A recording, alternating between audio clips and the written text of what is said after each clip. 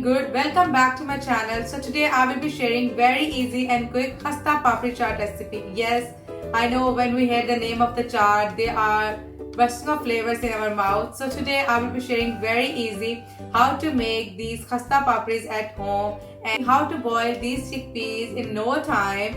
Then whole assembling process in the end. Today I will be using these Lala products. Yes, these are the finest Asian products available in the UK. So you can find these products anywhere in the UK. I will be using these chickpeas in the chaat and using this semolina in the papri. So let's jump into it.